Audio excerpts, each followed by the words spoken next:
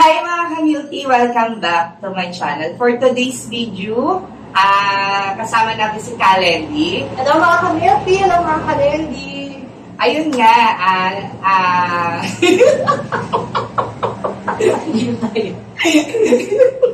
nandito tayo sa bagong shop. So, sa bagong location ng iyong shop. So, anong gagawin natin? At dahil bagong location, kinakailangan, bago rin yung i-offer natin sa kanila. Ayan. So, ngayon, gagawa tayo ng bago mong ititinda na flavor ng Milky, which is Cafe Macchiato. and Purple Young Taro. At yung brand natin, ngayon lang din natin maliligyan. Which is ang Milky Mate. Ayan. Before kasi gumamit na tayo ng iba't ibang brand ng Milky flavors. So, ngayon, ito yung itatry natin. Pero last time, almost 6 months yata yung huli natin. Yes, paggawa na ganitong vlog. Ang tagal din pala. Tagal na almost 6 months. Pero ang huli natin yata is Milky Mate din. Sakura flavor. Ayun, kung naalala nyo, na-review na namin si Sakura Strawberry. Yes. Perfect yung lasa niya, kaya tinaray namin si Milky Mate pa din. Ayan. So, ano pang inaantay ninyo, everyone, mga ka-Milky, mga Kalendi? Let's go! Let's go! Simulan na natin. Ano ba ang titimpla mo, friend? Cafe Macchiato. Okay, so akin ang Purple Young. Okay. Ayan. So, ganun pa rin naman ang procedures niya, right? Yeah, kung tandaan nyo, ayan. So, kami kasi hindi na charot lang. Siyempre, nakalimutan nyo. Hindi namin makakalimutan nyo. ayan. So, 1:1 ratio pa rin naman tayo. 1 scoop nito, 1 scoop din ng ating creamer. Para sa ating 16 ml na black tea. So, ngayon wala tayong per kasi hindi pa naman tayo opening. Siguro mga 2 days bago tayo mag-open, kung tayo mag-prepare. So, ngayon titikman lang natin yung ating mga flavor lang. Kung ano ba ang magiging verdict natin. Kung masarap ba siya, masyado matamis, matabang. Ang kulay niya, purple. Sa texture, ito parang parang 3-in-1, charot lang. Kasi nga may mga ganun siya.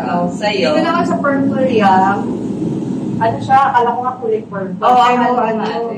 White ang kulay niya. Ang crystal niya, no? Ayan. White. At ang bango. Ito lasang kape. So, simulan na natin. Yes. Okay, so, creamer. ayan. So, 2 scoops ng creamer yung ating gagawin. Sasabay na kami. Scoop. 1 and 2. 1. Para elementary nyo. 2. Next is yung mga flavors natin. Okay, so yung is Cafe Macchiato. Same, 2 scoop. 1 and 2. Then next is ang ating Purple Young Taro. Fairness, nakakaiba yung pangalan niya, no?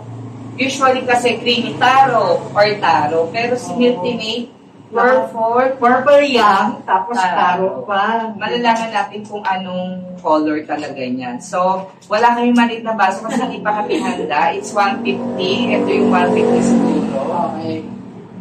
So, ito yung ating black tea.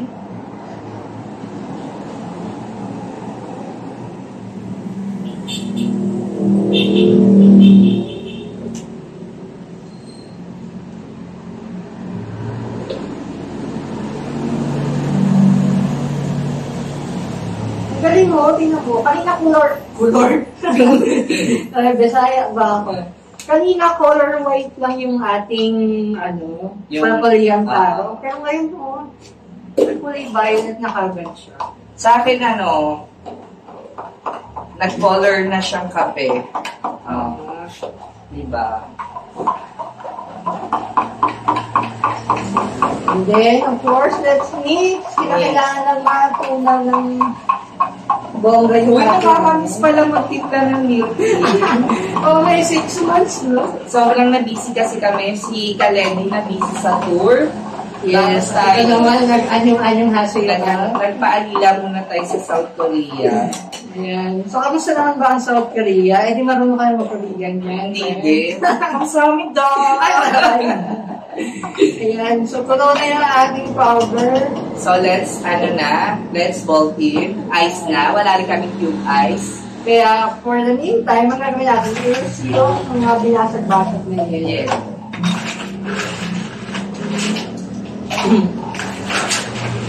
Oh my gosh. Ito yung pinakamandihan. Ay, mag-o-off kami. Storage full na kami. Lagyan ko na ng ice. Gagawin na natin yung sauce. Mag-ice kami. Pero, ano na, nagbabala na siya. Babala na. Pero babala. Hawani. Babalo. Ano kaya? Puno na. Hindi yan tatanggal, friend. Hindi naman nakisama ito. Ito kaya sa medyo. So, habang hindi pa nag-o-off, aanin na namin. Pati yung cellphone nanibago eh. Nanibago. Haba ng production. At shake. Yan. So, again, para malaman natin kung okay na siya, pinakadami ilalim mo yung petan ng ating shaker is malamig na. Yun nga. Nagkalimutigin. Parang cold na. Nanlamig na siya. Ayan, naglalamig na siya. Nanlamig na rin. So, let's pour. Grabe na, amoy ko talaga yung niya. Yung akin, na full memory kami. So, ayan, nagkapag-last namin. Wow. Yan. And here is our new flavors of milk tea. Dito lang yan sa Senti. Yes, si Coffee Macchiato. And si Purple Yantaro. So, ano pang ginagawa natin? Let's Tikiman time. Sugar tikiman tayo. Namiss ko mag-milk tea.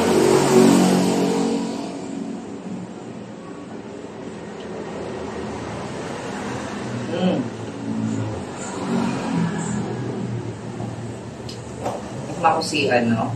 Ang ng lasa niya. Bongga din naman. Parang unique yung lasa niya compared dun sa ibang mga taro flavor. Kasi hindi ganun ka-intense yung lasa ng taro. Parang creamy at the same time, sakto lang yung tamis, hindi matapang. Ang sweet taro.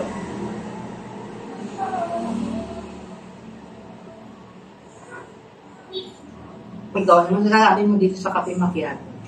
Ang sarap. Ano eh? May pait na eh. Oo. May pait ng kape. Siyempre, na creamy. Oo, kasi pagka kape macchiato, ano naman yun, di ba? Yung parang normal na kape na pinabongga lang yung lasa dahil sa brown sugar at saka sa milk. So, yung lasa naman ito, okay naman din yung lasa niya sa akin. Sa akin din, si Coffee Macchiato. Mararamdaman mo yung lasa ng kape, pero hindi matapang. Si Taro sakto lang, pero parang may kulang, no? Siguro pagka nalagyan na siya ng pearl or... Siguro nga. So, ayun.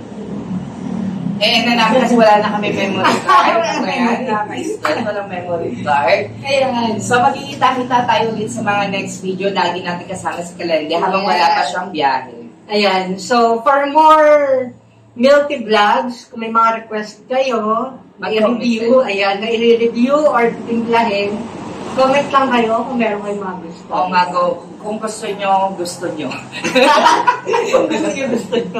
mag-real na kami ba yun. Support niya si Kalende sa kanyang YouTube channel. Yes, just search Carlo Eloy Banyares or Eloy Kalende. Ayun. At ako nakagad na makikita niyo doon. Yes. Tulungan niyo siya 10,000 subscriber. Sa mga hindi pa nakapag-subscribe, mag-subscribe na. And click the bell button para notify sa mga video na upload ko. Thank you for watching. God bless. Love you. See you next vlog. Bye-bye! Bye!